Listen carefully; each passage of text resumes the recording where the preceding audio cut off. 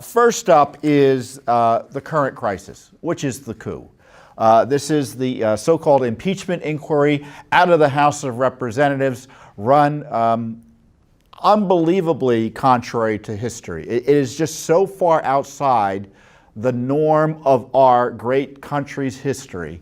It highlights the unconstitutional, illicit, corrupt process that is being used here to try to drive President Trump out of office.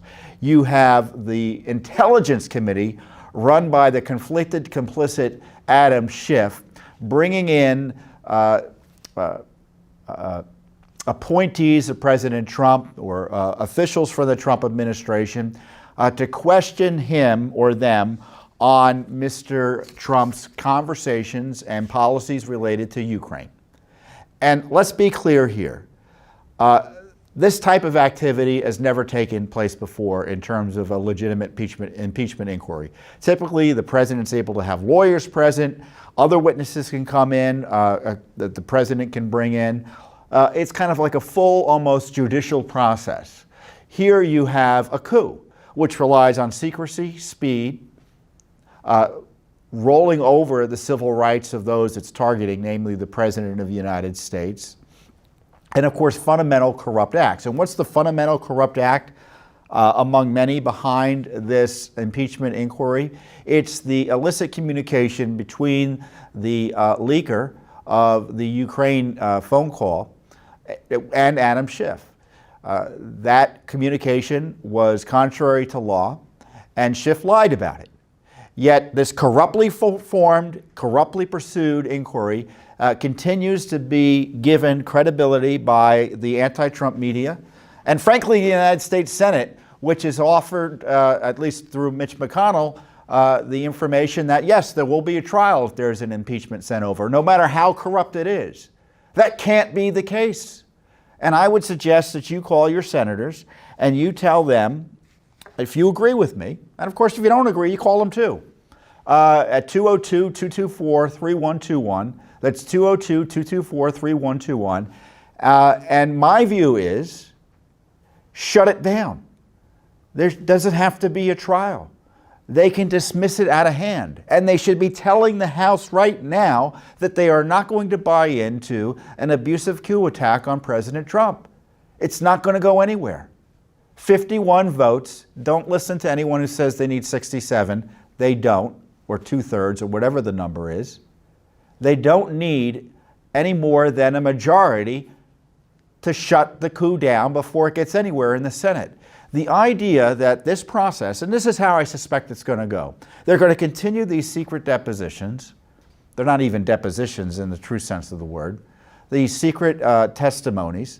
They're going to cherry pick information, compile it into an anti-Trump screed of a report, refer it to the Judiciary Committee, who will ratify it, and then they'll kick it out and presumably have a full House vote. I'm not even sure that they'll have a full House vote.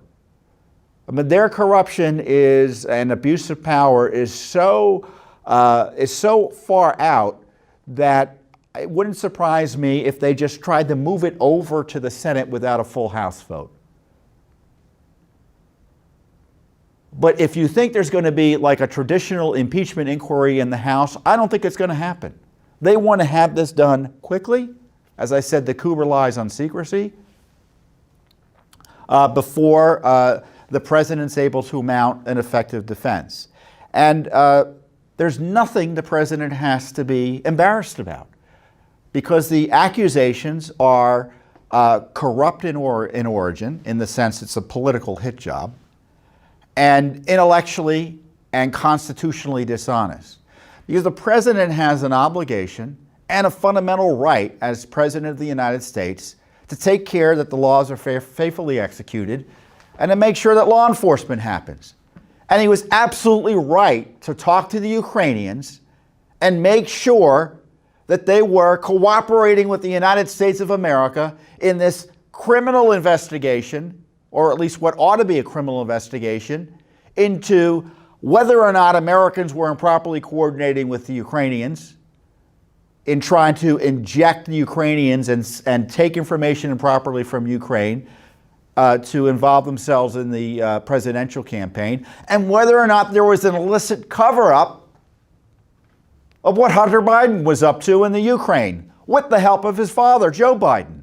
The deep state would have you believe that because Joe Biden's running for president, he's immune from law enforcement, that we can't ask any questions.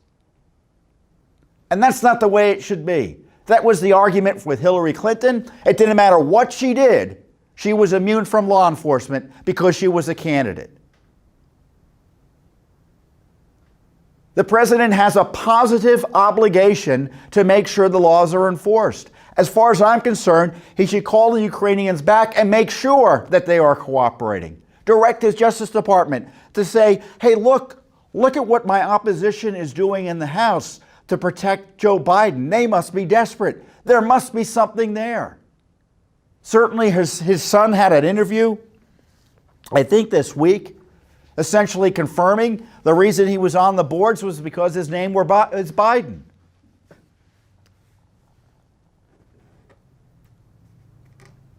So the president has nothing to be embarrassed about.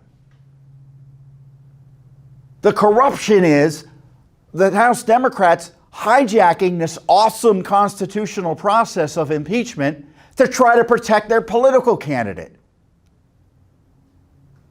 By harassing the president, impeding the execution of his office. How's the president supposed to talk to foreign leaders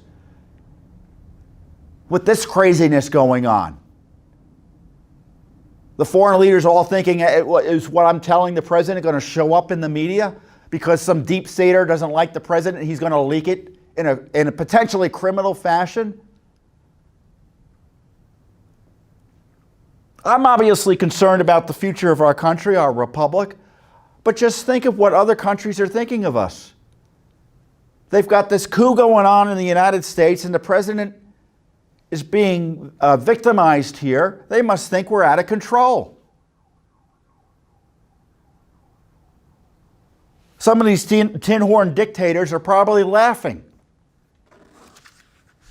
about how dysfunctional our system is, where the rule of law takes a back seat to the political machinations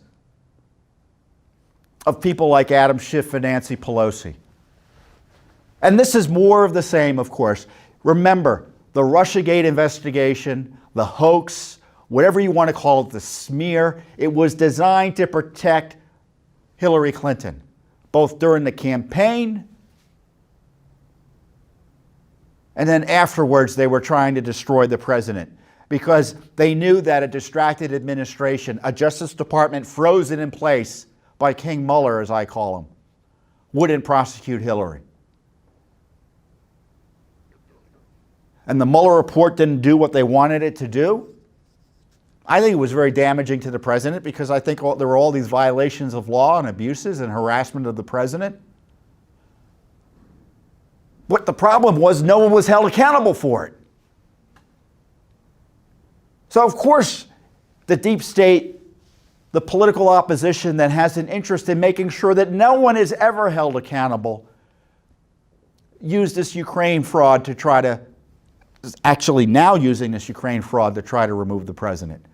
Obviate your vote, negate your vote.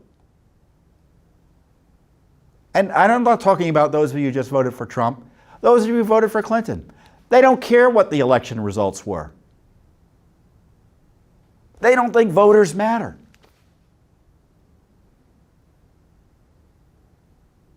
The president has every right to talk about the Ukrainian involvement in our elections. This is what the Ukrainians have alleged to have done. The government was attacking candidate Trump. The government was leaking information on the president's campaign manager, Paul Manafort. The government was coordinating with the Democratic National Committee on anti-Trump material. How do I know this was an issue? It was reported by the left-wing media that the Ukrainian government was nervous because they knew everything they had done and Trump won anyway. And the hypocrisy, it's not really hypocrisy, it's a defense. They're trying to throw flack up into the air to protect themselves from the scrutiny that really should take place. The idea that President Trump is being impeached for investigating the Obama administration's misuse of intelligence resources in concert with probably a half a dozen countries just turns our Constitution on its head. The president is being targeted for impeachment with this coup is to protect Barack Obama, Hillary Clinton, and Joe Biden from facing scrutiny for their conspiracy with foreign governments to take him out. And of course, the Democratic Party was involved in this too. Heck, they hired and paid Christopher Steele. That's the truth here. President Trump wants to investigate criminal activity and abuse, and they're trying to remove him from office for doing so. That's what happens in third world nations. That's what happens in unstable democracies or unstable countries.